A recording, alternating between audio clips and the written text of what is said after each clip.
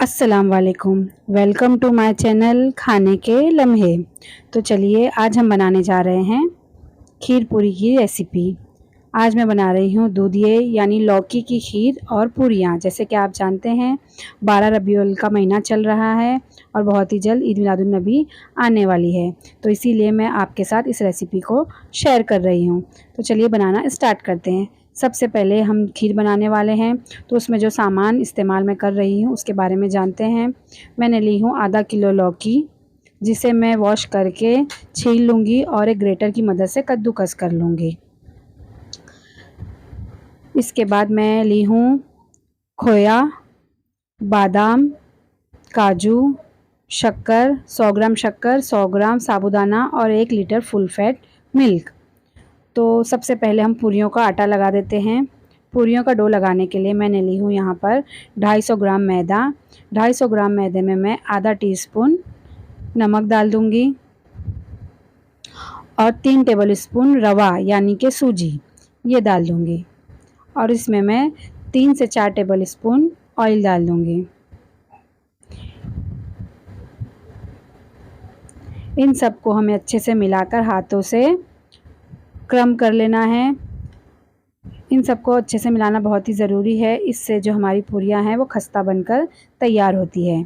हमारा जो डो है वो सही तरीके से लगा है नहीं, उसे देखने के लिए हमें इस आटे को उठाकर एक मुट्ठी बनाकर देखना है। अगर ये मुट्ठी बन जाए तो समझिए कि हमारा आटा क्रम्बल हो चुका है। अब इसे हम थोड़ा थोड़ा पानी डालकर एक सॉफ्ट डो लगा लेंगे। आप अपनी ज़रूरत के अकॉर्डिंग जितना आपको पानी इस आटे में लग रहा है उसके हिसाब से पानी डालिए और हाथों की मदद से इसे ऊपर नीचे करते हुए पंच लगा लीजिए।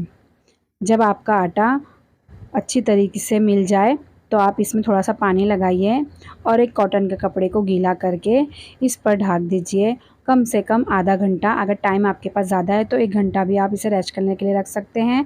मैं इसे आधा घंटे के लिए रेस्ट करने के लिए छोड़ दूँगी। अब हम खीर की तैयारी करते हैं। अभी मैंने खीर जिस पतीली में खीर बनाने वाली हूँ उसमें मैंने पानी गर्म करने के लिए रख दी हूँ। वो क्यों, मैं भी आपको बता रही हूँ। जिस तरीके से हमारे घर में चाय का बर्तन होता है और दूध की पतीली होती है, लेकिन हमारे यहाँ खीर का अलग से बर्तन नहीं होता है, क्योंकि हम खीर कभी-कभी बनाते हैं। लेकिन जिस बर्तन में हम बिरयानी या पुलाव या कोरमा वगैरह बनाते हैं उसी में हमें खीर बनाना पड़ता है। तो इसलिए इस बर्तन को इस्तेमाल करने से पहले अच्छे से वॉश कर लीजिए और उस बर्तन में पानी गर्म कीजिए और जिस चम्मच की मदद से हम खीर बनाने वाले हैं उसी चम्मच का इस्तेमाल करते हुए इस पतीली की चारों दीवारों पर पानी डालते हुए अच्छे से इसे वॉश कर लीजिए। ऐसे स्टेप करने से जो हमारी बर्तन के अंदर जो तेज़ स्मेल वगैरह होती है वो रिमूव हो जाती है। अब इस पतीली में मैं 1 लीटर फुल फैट मिल्क इस्तेमाल कर रही हूँ। आप कोई सा भी मिल्क इस्तेमाल कर सकते हैं, लेकिन अगर हम फुल फैट मिल्क का इस्तेमाल करेंगे तो हमारी जो खीर का टेस्ट है वो बढ़ जाता है, इसलिए मैं यहाँ फुल फैट मिल्क इस्तेमाल कर रही हूँ। अभी हमें गैस की फ्लेम को हाई रखना है और जब तक उसमें एक बॉईल ना आ जाए तब तक चम्मच की मदद से चलाते हुए अच्छे से इसे पकाना है। चम्मच को लगातार बीच-बीच में चलाते रहिए, क्योंकि अगर दूध जो है वो बर्तन पे लग जाता है तो उसकी स्मेल हमारी खीर को ख़राब कर सकती है। इसलिए मैं चम्मच लगातार चलाती जाऊँगी जब तक इसमें बॉईल ना आ जाए। जब हमारी खीर में बॉईल आना स्टार्ट हो जाए तो इसमें मैं साबूदाना ऐड करूँगी। मैंने 100 ग्राम साबूदाने को पानी में 1 घंटे तक सोक करके रखी थी और फिर इसे एक स्ट्रेनर में डालकर इसका सारा पानी ड्रेन कर ली हूँ। अब मैं इसे दूध में मिला दूँगी। साबूदाने को दूध में मिलाने के बाद हमें इसे जब तक पकाना है जब तक हमारा साबूदाना गल ना जाए। ये बहुत ही जल्दी गल जाता है। अगर हमने साबूदाने को 1 घंटा सोक किए हैं तो वो जो बहुत जल्द गल जाता है। मैं आपको उसे चेक करके बताती हूँ। देखिए, अब मैं चम्मच में लेकर साबूदाने को उँगली की मदद से प्रेस करूँगी। अगर वो एक बार में ही आसानी से प्रेस हो जाए तो समझिए कि हमारा साबूदाना गल चुका है। अब मैं इसमें जो लौकी है उसे मैंने कद्दूकस करके रखी थी उसे डाल दूँगी। थोड़ी-थोड़ी लौकी को हम इसमें दूध में मिला देंगे और लौकी को भी हमें गलने तक के लिए पका लेना है। लौकी में बहुत सारा मॉइस्चर होता है, हमें इसका मॉइस्चर भी ख़त्म करना है और साथ ही इसे गला भी लेना है। लौकी डालने के बाद फिर से हाई फ्लेम पर हम इसे बॉईल आने के लिए छोड़ देंगे। जैसे ही बॉईल आने लगेगा हम चम्मच को दोबारा चलाते जाएंगे और इसे मिलाते रहेंगे।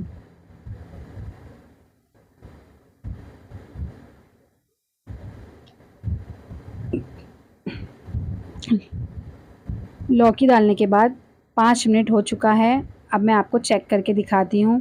लौकी भी अगर हाथ उँगली की मदद से प्रेस होने लग जाए तो समझिए हमारी लौकी भी गलकर तैयार हो चुकी है और उसका जो मॉइस्चर है वो भी ख़त्म हो चुका है।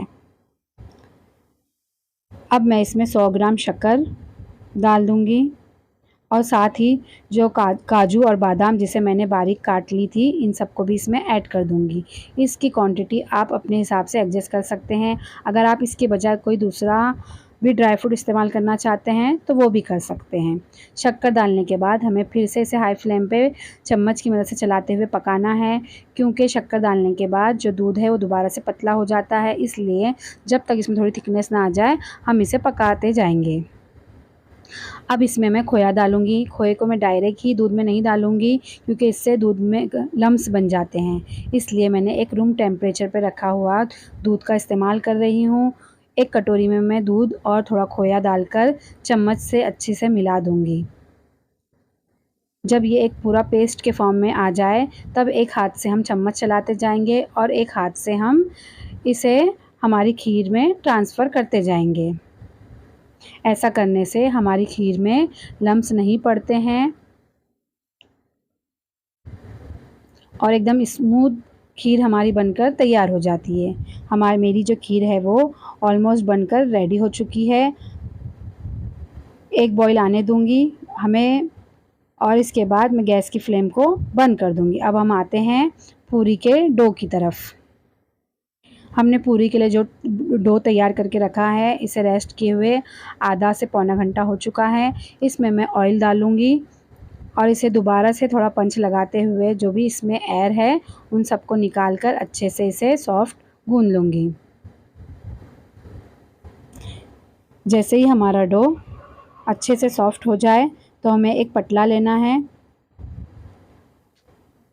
उस पर मैं इस आटे को इस तरीके से फैला दूँगी और उसे छोटे छोटे पोर्शन में कट कर लूँगी। आप इसे अपनी ज़रूरत के हिसाब से भी कट कर सकते हैं। आप जितना बड़ा पेड़ा बनाना चाहते हैं उस हिसाब से कट कीजिए। मैं नींबू के साइज़ जितना एक एक पेड़ा सारे एक एक पेड़े बना लूँगी।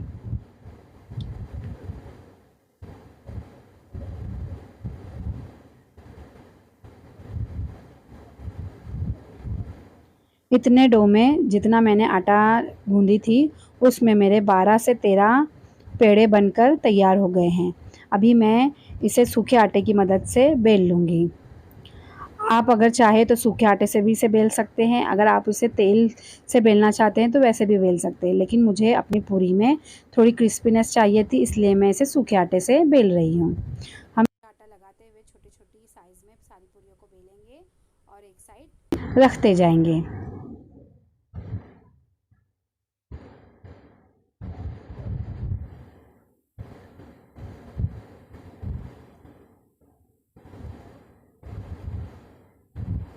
मैंने अपनी सारी पूरियों को बेलकर एक साइड रखी हूँ और एक कढ़ाई में तेल गरम करके इसमें मैं पूरियाँ डाल रही हूँ। तेल जो है हमें वो हाई फ्लेम पे गरम करना है। अब पूरियाँ डालने से पहले इसकी फ्लेम को मीडियम कर देना है। ऐसा करने से हमारी जो पूरियाँ हैं वो अच्छे से फूल कर भी तैयार हो जाती है और अंदर से कच्ची नहीं रहती हैं। आप देख सकते हैं जो पूरियाँ हैं मेरी इतनी फूली फूली सी बन रही है वो इसलिए है क्योंकि मैंने इसमें सूजी का इस्तेमाल की हूँ। मैदे के आटे में थोड़ी सी सूजी मिलाने से ये फ़ायदा होता है कि हमारी जो पूरियाँ हैं वो फूल कर अच्छी तरीके से फूल तो जाती है, लेकिन कढ़ाई से निकालने के बाद ये दोबारा से बैठ नहीं जाती, बल्कि इसी तरीके से फूली फूली ही रहती है। अगर हम इसमें सूजी ना मिलाएं तो हमारी पूरियाँ तब भी फूल ही जाएगी, लेकिन कढ़ाई से निकालने के बाद वो दोबारा से बैठ जाती है। लेकिन सूजी से ऐसा नहीं होता है। सूजी डालने से हमारी जो पूरियाँ हैं वो बहुत टाइम तक इसी तरीके से फुली हुई ही रहती हैं।